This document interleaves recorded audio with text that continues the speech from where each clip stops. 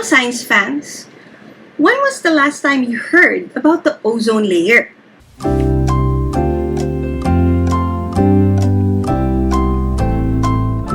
The ozone layer is like Earth's sunscreen. It's a layer of gas high up in the atmosphere that helps protect us from the sun's harmful ultraviolet rays. This layer of ozone molecules absorb a lot of the UV radiation, preventing most of it from reaching the surface of the Earth. Without the ozone layer, we could get too much UV radiation, which can lead to sunburns, skin cancer, and other problems for humans and the environment. No! No! Sounds important, right? But what has been happening to it lately? And why should we be concerned? Before I answer these questions using science, let me first say hi to our new viewers. My name is Chona and I'm your resident Filipina scientist. I'm a researcher who loves studying the environment, and my dream is for us to develop sustainable habits to be able to live on Earth without damaging it. I'm also a teacher who handles subjects like ecology, where we love to show our students the beauty of nature. And SHE-ensya is my science communication channel, where I try to share how taking care of the environment is not necessarily difficult. So, what's the haps with the ozone layer? For many years, the ozone layer has been experiencing a problem called ozone depletion. What? This means that the amount of ozone, a type of oxygen gas, that is present in the stratosphere where the ozone layer is located has been decreasing. The main cause of this depletion has been the release of certain man-made chemicals called chlorofluorocarbons, or CFCs, and similar substances into the atmosphere. These chemicals were commonly used in aerosol sprays, refrigerants, and foam insulation. When released into the air, they can rise up to the stratosphere where they are broken down by sunlight. This process releases chlorine and bromine molecules, which interacts with ozone in the atmosphere, causing them to break apart and reduce their protective abilities. If the ozone layer were to be completely destroyed, the consequences would be quite severe for both human health and the environment.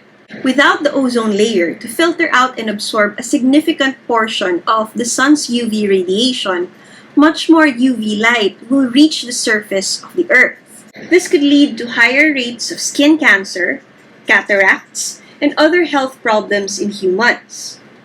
Increased UV radiation can also weaken the immune systems of humans and other animals, making us more susceptible to disease. The increased UV radiation could also have an impact on air quality by altering the chemical reactions that occur in the atmosphere, which might affect pollution levels and respiratory health. And since plants are also sensitive to UV radiation, this can cause damages to our crops, which could then reduce agricultural yield, which could then lead to food shortages. Increased UV radiation can also affect aquatic ecosystems, damaging phytoplankton and other organisms that form the base of the food chain. This could lead to disruptions in the marine food web and affect our fisheries. From the sea to the sky, changes in the ozone layer can influence the atmosphere's temperature and circulation patterns. And so, a severely depleted ozone layer can have complex impacts on regional and global climate systems. And at the end of the day, the ozone layer plays a role in absorbing some of the sun's energy, so its depletion could contribute to warming in the stratosphere. The hole in the ozone layer, specifically over Antarctica, has been a cause for serious concern. The thinning of the ozone layer in this area was largely due to the presence of the harmful chemicals I described before. However, since the 1980s, international efforts, such as the Montreal Protocol, have been put in place to phase out the production and use of ozone-depleting substances. The Montreal Protocol is an international environmental agreement that was established in 1987 to address the depletion of the ozone layer. Its primary goal is to phase out the production and consumption of substances that destroy the ozone layer, such as chlorofluorocarbons, halons, and other ozone-depleting substances. The protocol is named after the city of Montreal in Canada, where the agreement was negotiated and adopted. And good news! The Montreal Protocol has been relatively successful in achieving its goal of protecting the ozone layer. The protocol set a schedule for the gradual reduction and eventual elimination of the production and consumption of ozone-depleting substances. And this has led to a significant decrease in the release of these harmful chemicals to the atmosphere. The protocol also enjoys widespread international support. As of 2021, nearly every country has ratified the Montreal Protocol, making it one of the most universally ratified treatises in history.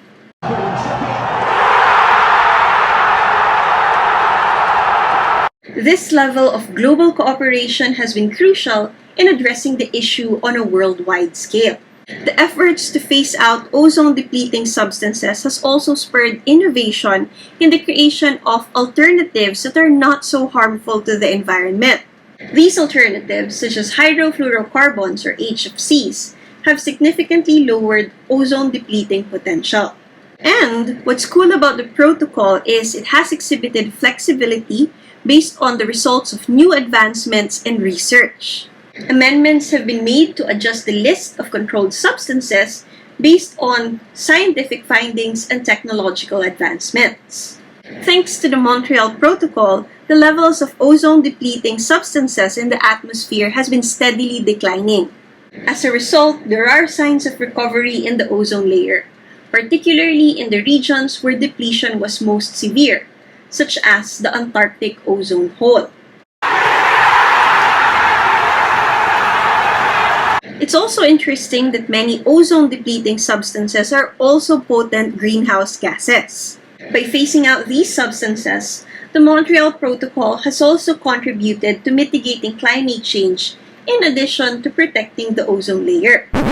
But it doesn't mean we're on the clear just yet.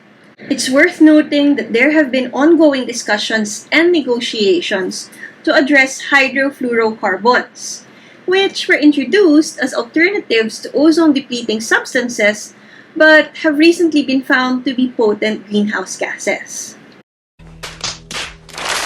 These discussions highlight the contributions of the Montreal Protocol not just in protecting the ozone layer, but in protecting the environment in general. But what do you think? What other environmental issues should we be more united about? And what tactics can we use to get the attention of governments and big corporations to support our advocacies? Let us know your thoughts in the comment section below.